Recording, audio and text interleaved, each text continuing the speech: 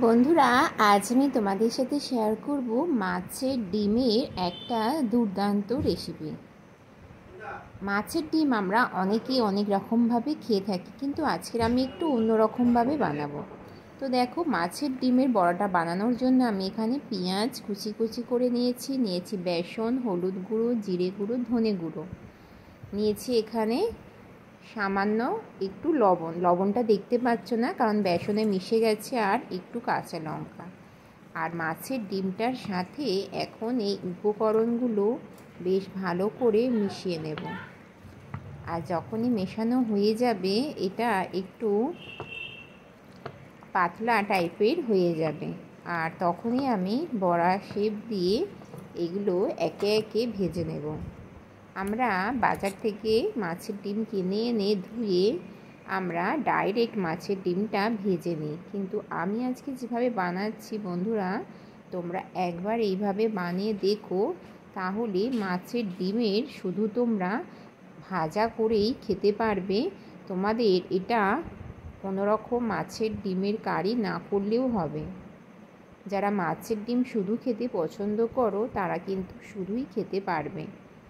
এতে টেস্টটা খুবই সুন্দর হয়। কয়েকটা উপকরণ দেওয়াতে কিন্তু ডিমের টেস্টার পরিমাণ আরও দ্বিগুণ বেড়ে যায়।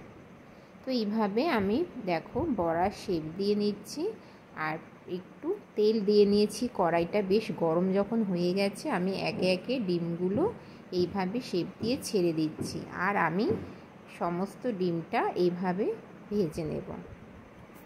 চলো, মাছের ডিমগুলো ভেজে নিয়ে আমি ফিরে আসছি তোমাদের সাথে। ততক্ষণে তোমরা দেখতে থাকো।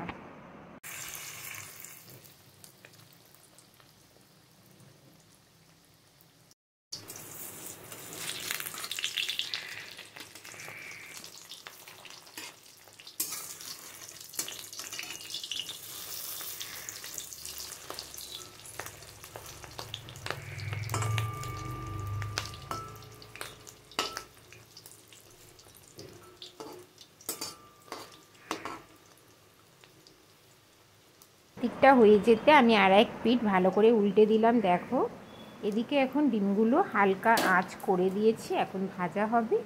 আর এদিকে আমি সবজির মধ্যে নিয়েছি দুটো আলু লম্বালম্বিভাবে কেটে নিয়েছি, একটা টমেটো আর দুটো বড় সাইজের পেঁয়াজ সরু সরু করে কেটে নিয়েছি।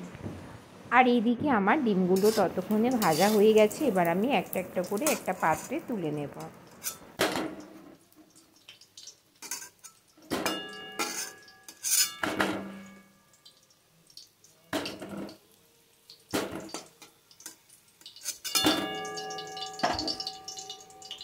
এখন আমি অন্য একটা কড়াই বসিয়ে দিয়ে তাতে দিয়ে নিচ্ছি সাদা তেল, কারণ মাছের ডিমের যা ছিল তেলটা সবটাই টেনে গেছে। তাই জন্য আমি আবার একটা অন্য কড়াই নিয়ে তাতে তেল দিয়ে নিলাম। বেশ ভালো করে এটা মেজে ধুয়ে নিয়েছিলাম। তারপরে এক এক করে আলুগুলো দিয়ে নিচ্ছি। আলুগুলো এখন লাল লাল করে ভেজে নেব।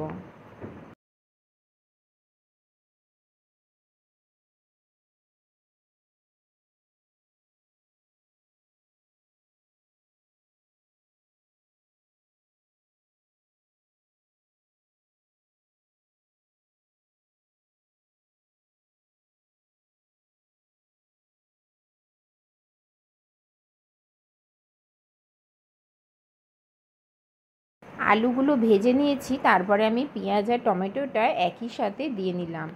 এখন আলুর সাথে পেঁয়াজ আর টমেটোটা বেশ ভালো করে ভাজা ভাজা করে নেব।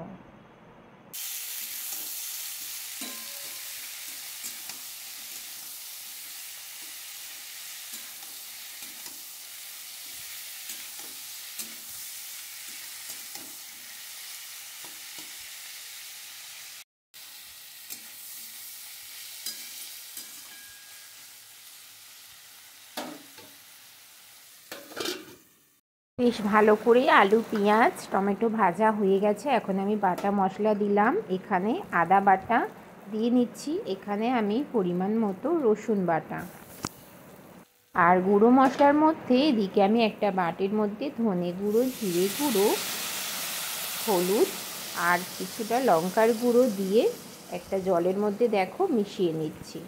জলটা ভালো করে মিশিয়ে নিয়ে আমি এতে দিয়ে নেব। আর এখানে আমি ঝালের জন্য শুধুমাত্র ব্যবহার করেছি কাঁচা লঙ্কা আর কাশ্মীরি লঙ্কার গুঁড়ো কালারের জন্য ব্যবহার করেছি। বেশ ভালো করে কষানো হয়ে গেছে। তারপরে আমি দেখো এই জলে গোলা গুঁড়ো মশলাটা এর মধ্যে এখন দিয়ে নিচ্ছি। মশলাটা দিয়ে এখন সবটা ভালো করে আমি কষিয়ে নেব।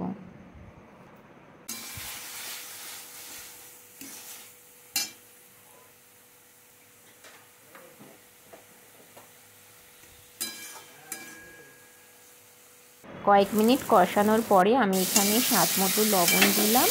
লবণ দিয়ে আরও ভালো করে একটু কষিয়ে নিচ্ছি। এখন আমি পরিমাণ মতো জল দিয়ে দিলাম। কষাতে কষাতে আমার আলু অনেকটাই সেদ্ধ হয়ে গেছিলো, তাই জলের পরিমাণটা একটু কম দিলাম। আর বাকি যে জলটা টানবে সেটা মাছের ডিমগুলো দেওয়াতে একটু জল টেনে যাবে।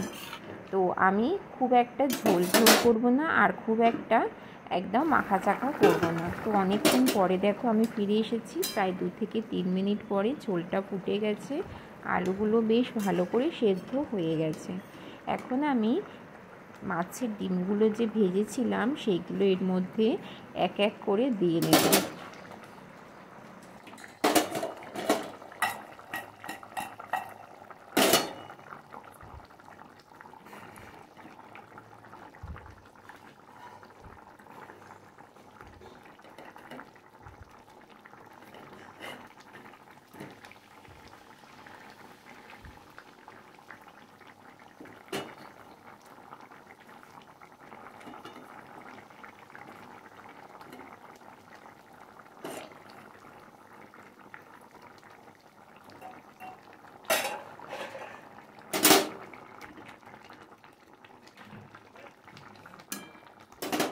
সব মাছের ডিমটা দিয়ে আমি একটা ঢাকনা দিয়ে ঢাকা দিয়ে দিলাম।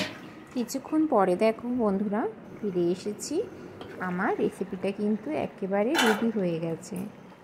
আর বেশ ভালো করেই মাছের ডিমগুলো জলটা টেনে নিয়েছে, বেশ একটু কাই কাই মতন। এখন আমি রেসিপিটা নামিয়ে নেব। নামানোর আগে আমি এখানে দিয়ে নিলাম সামান্য গরম মশলা। এখন আমি এটা গ্যাসের ফ্লেমটা বন্ধ করে দিয়েছি, আর এটা আমি ঢাকনা দিয়ে ঢাকা দিয়ে দেব। কিছুক্ষণ পরে সার্ভ করে তোমাদের সাথে ফিরে আসছি।